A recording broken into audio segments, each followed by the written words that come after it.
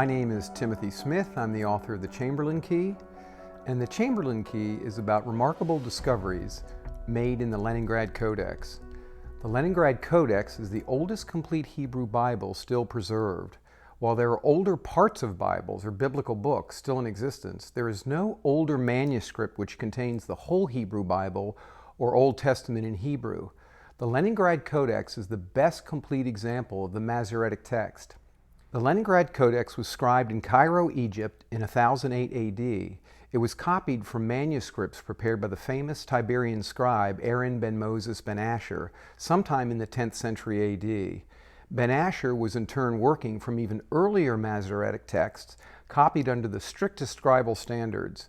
The Leningrad Codex contains the oldest example of the 4 verses in the 30th chapter of Genesis where what we call the Chamberlain Key is located. The Dead Sea Scrolls do contain a number of pre-Christian Genesis fragments, but none from Genesis 30, 20 through 24. The Leningrad Codex is now preserved at the National Library of Russia in St. Petersburg.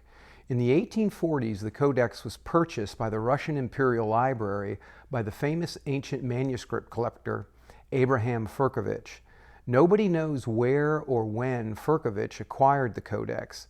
It is never mentioned in his published notes or his autobiography, which is odd since it was certainly the most important and valuable manuscript he acquired in his many colorful adventures throughout the Middle East and the Crimea.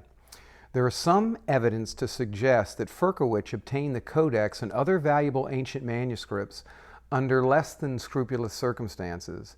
During the breakup of the Soviet Union in 1990, the National Library of Russia granted a request by the Ancient Biblical Manuscript Center in Claremont, California, to undertake a methodical project to create a photographic facsimile of the entire Codex, including the 16 illuminated carpet pages.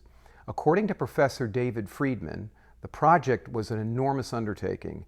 It required the photographic team to work long hours under extremely difficult circumstances in St. Petersburg, formerly Leningrad, photographing the manuscript and developing the film on the spot to ensure the highest possible level of quality. The Facsimile Edition was published in 1998 by William B. Erdman's publishers, well known for publishing Christian books on theology, biblical studies, religious history. This valuable edition also supplies us with a wealth of information about the history of the Codex.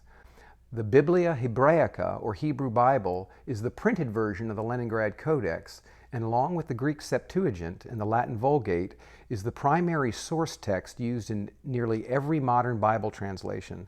The carpet page shown on the cover of the Facsimile Edition, which is off to my left, sometimes referred to as the signature page, shows a star with the names of the various scribes on the edges and a blessing written in the middle.